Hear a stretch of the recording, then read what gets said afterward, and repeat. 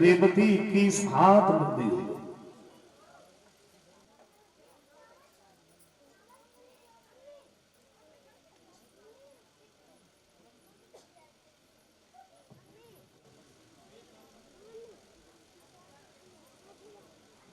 तब जाके महाराज रेवत को ध्यान आया कि मेरे घर में बेटी है। अच्छा, ब्रह्मा जी से सलाह मिलाई, जब आपके प्रभु ऐसा करो कोई अच्छा सा लड़का हमें बता दीजिए। तो ब्रह्मा जी कहते लड़के का क्या करो? बोले महाराज मेरे घर में बेटी है, विवाह करना। तुम्हारे घर में बेटी, भाई तुमने तो कभी जिक्र भी नहीं किया, कब पैदा हुई? बोले महाराज बेटी सतयुग में पैदा हुई। तो ब्रह्मा जी कहते बेटी सतयुग में पैदा हुई, शादी कर रहे द्वापर में, माफ करना इतनी उम्र का लड़का मेरी नजर में कोई है नहीं, हम बताए तो किसे बता?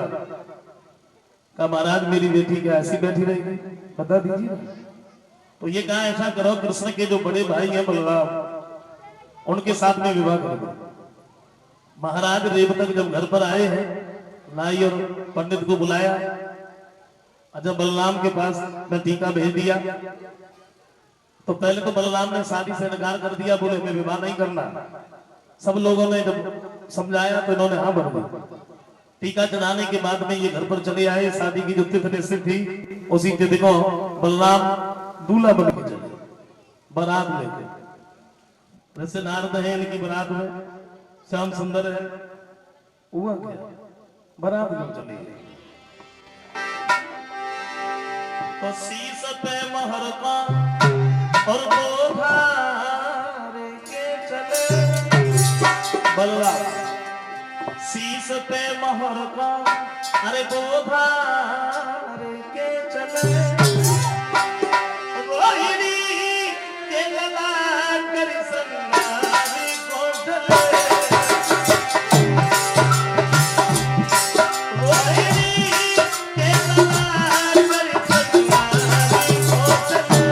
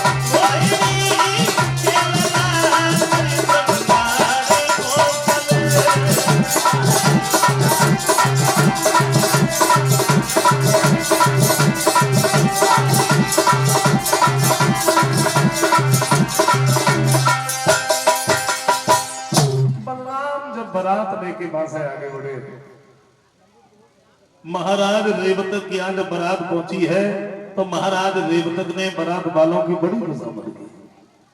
शाम को जब समय बहु दरवाजे को, अच्छा सब लोग बैठे रहे, ऋषि नारद है, श्याम सुंदर भी है, और रेवती हाथ में जयमाला को लेके चली।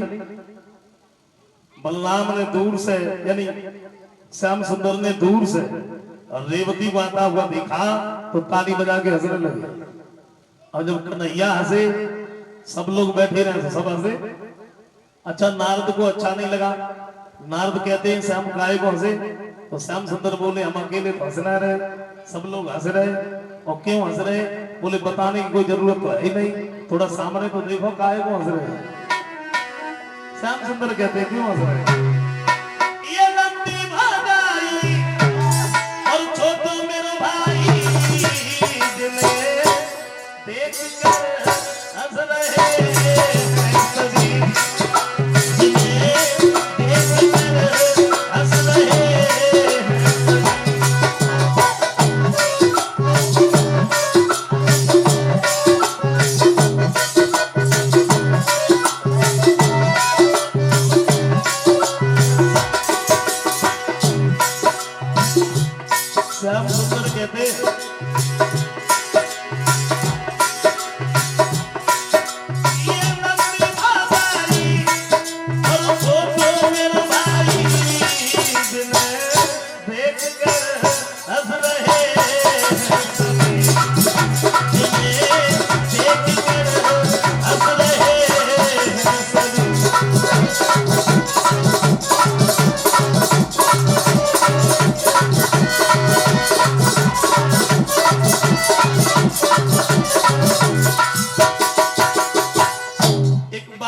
सब लोग हंसे तो हंसे लेकिन तुम नहीं हंसोगे।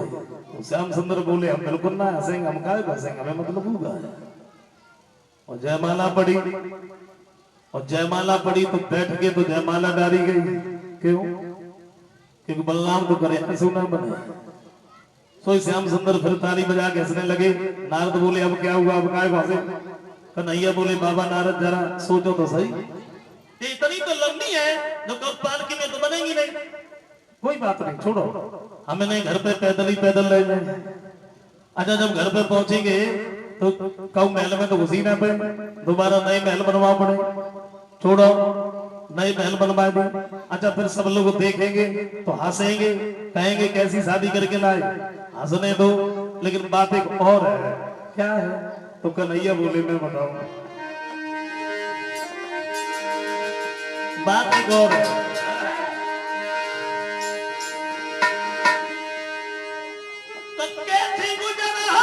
भैया की और इतनी लंबी घरवारी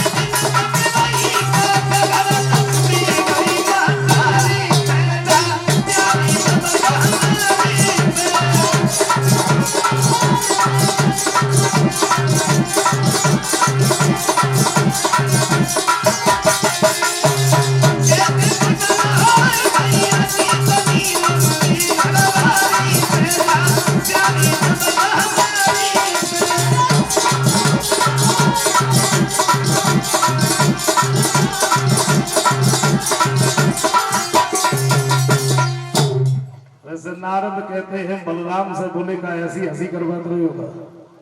तो बलराम बोले हम करीब कर सकता है। बोले कोई ऐसा उपाय ना है जैसे रेवती तुमसे छोटी हो जाए। बोले ऐसा कौन सा उपाय?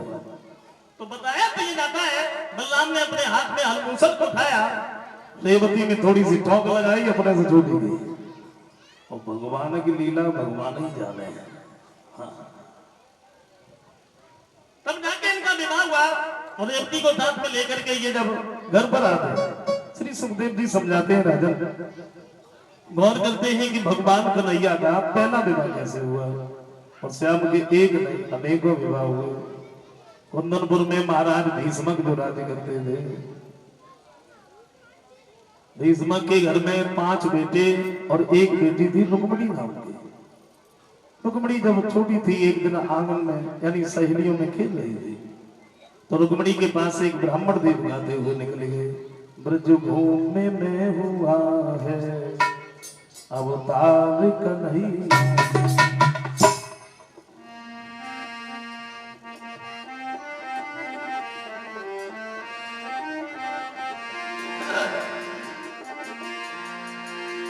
ब्राह्मण देव गाते हुए निकल गए। ब्रज भूमि में हुआ है अवतार